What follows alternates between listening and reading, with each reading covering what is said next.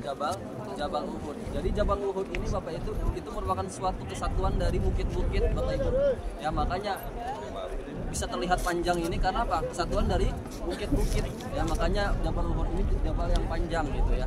Makanya inilah Bapak Ibu gambaran pahala yang Bapak Ibu dapatkan kalau misalnya apa? Melaksanakan sholat jenazah.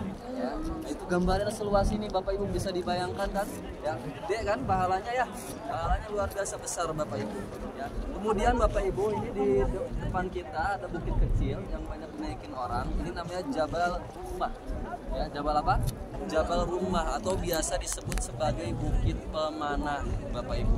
Ya, Bukit Pemanah. Kenapa dinamakan Jabal Rumah? Karena dalam peperangan Uhud Bapak Ibu, ya Rasul itu strateginya itu apa? Menempatkan 50 pasukan pemanah ya ditempatkan di atas bukit ini.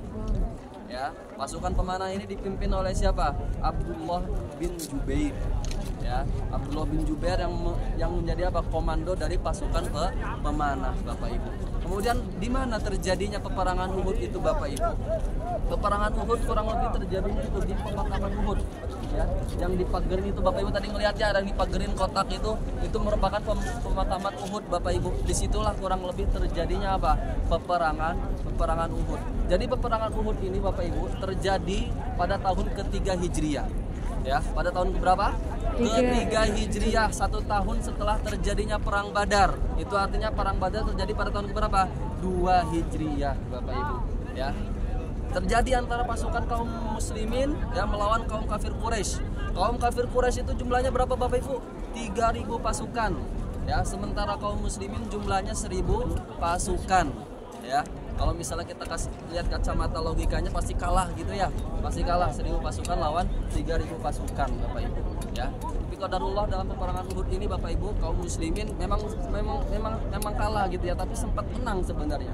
Ya, cuman ditakdirkan kalah oleh Allah Subhanahu wa taala. Ya, jadi ceritanya Bapak Ibu, kaum musyrikin itu ya jumlahnya 3.000 pasukan, sementara kaum muslimin itu 1.000 pasukan Bapak Ibu. Dari 1.000 pasukan ini ya, ada pasukan yang membelot. Membelot kurang lebih 300 pasukan. Itu dipimpin oleh siapa? Abdullah bin Ubay bin Salul. Ini pemimpin kaum musyrikin Bapak Ibu. Ya, beliau yang mengajak pasukan muslimin itu untuk membelot ya, sehingga terkumpul 300 pasukan memisahkan diri mereka. Ya, jadi dari 1.000 pasukan ini dikurangin 300 pasukan berapa Bapak Ibu? 700 pasukan saja ya dari kaum muslimin ya yang berperang dalam peperangan Uhud. 50 ditempatkan di bukit ini, berarti sisanya berapa? 650 berperang di bawah Bapak Ibu. Ya, berperang di bawah. Ya, maka singkat cerita Bapak Ibu, pada ketika itu terjadilah peperangan Uhud ya, itu terjadi pada subuh hari Bapak Ibu. Pada subuh hari di bulan Syawal. Ya, bulan Syawal ya, pada tahun ketiga Hijriah. Ya, kaum kafir Quraisy Bapak Ibu berkumpul di sana ya. Adu di sini Bapak Ibu ya. 3.000 pasukan melawan berapa? 650 pasukan. Dan di sini Bapak Ibu ya, karena strategi Rasulullah yang sangat luar biasa ya, Rasulullah itu menempatkan berapa? 50 pasukan di sini Bapak Ibu. Sementara orang-orang kafir Quraisy tidak menyangka di sini ada apa? Ada pasukan-pasukan pemanah. Ya. Bapak Ibu harus tahu Bapak Ibu ya, pasukan pemanah kaum muslimin itu luar biasa jagonya. Ya, luar biasa jagonya. Dia sekali memanah itu bisa 5 panah yang apa? Yang dilempar. Ya. Jadi kalau misal 5 panah kali 50 pasukan berapa? 250 panah yang sekali lempar itu ya 250 panah ya. Jadi kaum kafir Quraisy maju ya, sementara ini apa? Ada pasukan pemanah yang setiap detiknya itu melemparkan 250 panah Bapak Ibu. Ya, sampai akhirnya apa? Di situ dalam peperangan Uhud itu pada awalnya kaum kafir Quraisy itu ya hampir kalah ya, karena dengan strategi Rasul itu hampir kalah mereka. Sampai akhirnya kaum kafir Quraisy itu mundur Bapak Ibu. Mundur ya. Kita tahu Bapak Ibu dalam peperangan itu ya, kita diwajibkan untuk menyiapkan yang namanya harta Bapak Ibu. Ya, harta. Jadi orang-orang Quraisy ketika berperang Bapak Ibu, mereka itu membawa istri-istrinya, sementara istrinya itu memakai perhiasan Bapak Ibu. Dipakai di sini ya, kemudian dipakai di kaki, di leher, itu dipakai semuanya Bapak Ibu. Maka ketika perang Uhud mereka mundur Bapak Ibu ya, mereka lepaskan itu semua perhiasan semua. Supaya apa? Supaya mereka kabur itu gampang gitu ya, mudah. Ya, karena perhiasan ini berat, perhiasan berat, maka ditinggalkanlah semua perhiasan, semua gonimah ya yang mereka bawa ya. Karena apa? Karena untuk lari Bapak Ibu ya. Di situ Bapak Ibu, sementara sebagian kaum muslimin itu mengejar mereka yang mundur ya. Di sini banyak tertinggal gonimah Bapak Ibu di bawah ya. Maka di situ Bapak Ibu, orang-orang yang lainnya, pasukan-pasukan muslimin yang lainnya yang tidak mengejar, mereka mengumpulkan ghanimah ya. Lalu 50 pasukan Bapak Ibu, yang pasukan pemanah yang di atas itu Bapak Ibu, mereka melihat ya orang-orang di bawah kaum muslimin sedang mengumpulkan ghanimah ya. Maka sebelumnya itu Bapak Ibu, Rasulullah itu sudah berpesan kepada apa? Kepada pasukan pemanah ya, janganlah, apa pesan Rasulullah? Janganlah kalian turun ya, baik dalam kami kondisi menang ataupun kalah. Ya, ini pesan Rasul Bapak Ibu. Kalau misalnya Rasul berpesan gini, kira-kira kita wajib taat atau enggak? Wajib taat kan ya? Ya. Tapi ketika itu Bapak Ibu posisinya ya, mereka sedang melihat apa? Ghanimah di bawah ya, dan mereka melihat kaum muslimin udah menang. Jadi udah menang ya, orang kafir Quraisy sudah kalah. Soalnya apa? Benderanya itu Bapak Ibu sudah jatuh ya. Jadi orang zaman dulu kalau berperang Bapak Ibu, menang kalahnya itu ditentukan dengan bendera. Kalau benderanya jatuh ya, nggak ada yang ngambil ya, maka kalah ya. Jadi sesuai bendera.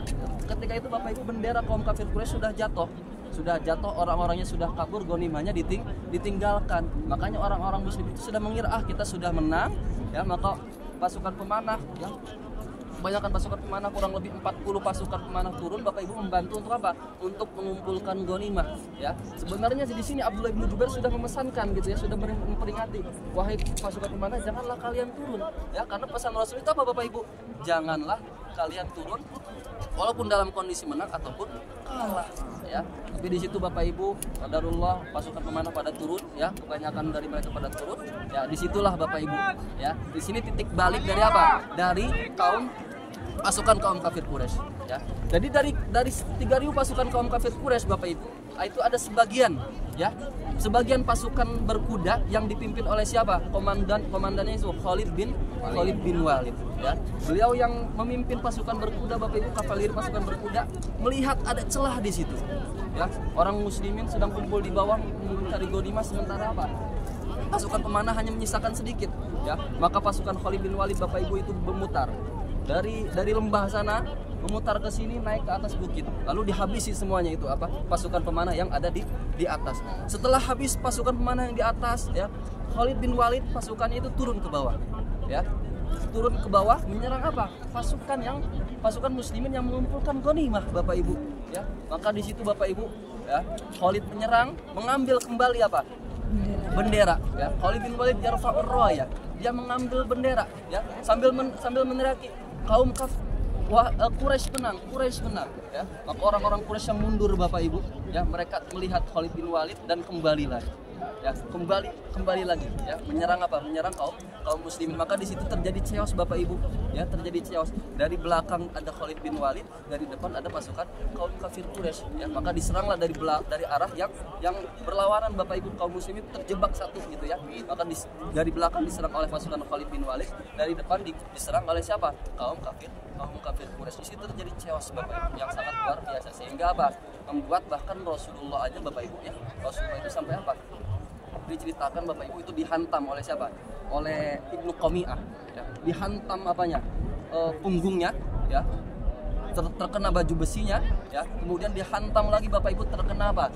Terkena rahangnya Bapak Ibu ya. Rasul itu apa Bapak Ibu? Sampai berdarah-berdarah Bapak Ibu ya. Terkena apa? Terkena hantaman pedangnya itu ya, sampai menembus rahang giginya Bapak Ibu, berdarah-darah ya. Jadi luar biasa Bapak Ibu perjuangan Rasulullah Shallallahu Alaihi Wasallam ya. Selain itu Bapak Ibu, ada juga ya yang dikenal sebagai Hamzah bin Abdul Muthalib ya. Beliau itu merupakan apa? Paman tercintanya Rasulullah ya. Hamzah bin Abdul Muthalib ini Bapak Ibu dikenal sebagai Asadullah. Asadullah itu artinya apa Bapak Ibu? Singanya Allah ya. Kalau misalnya dia berhadapan dengan apa? Dengan pasukan lawan ya, berhadapan one by one atau berhadapan dari depan, itu pasti kalah semuanya pasukannya ya. Karena apa? Karena julukan dari Hamzah bin Abdul Muthalib ini apa? Asadullah ya. Cuman Bapak Ibu di sini ya, karena saking apa dendamnya ya, namanya orang kafir Quraisy ini sangat dendam sekali dengan orang muslimin. Nah, jadi sebelumnya itu Hamzah ini Bapak Ibu pada peperangan Badar itu berhasil apa? Berhasil membunuh apa? Para petinggi-petinggi Quraisy ya. Makanya di situ Bapak Ibu para petinggi Quraisy ini mengutus salah satu budak namanya Wahsy, ya. Wahsy ini jago menembak Bapak Ibu, jago menombak, ya. Jadi dalam peperangan Uhud ini, dia ini seorang budak dari apa? Dari Habasyah, orang Afrika, orang hitam, ya. Jadi dalam peperangan Uhud ini, beliau ini nggak ditugaskan untuk ikut berperang, ya. Tugas dia itu hanya satu, membunuh Hamzah, Bapak Ibu. Membunuh Hamzah. Jadi ketika peperangan berlangsung Bapak Ibu, Wahsy ini hanya bersembunyi di balik apa? Batu dan semak-semak.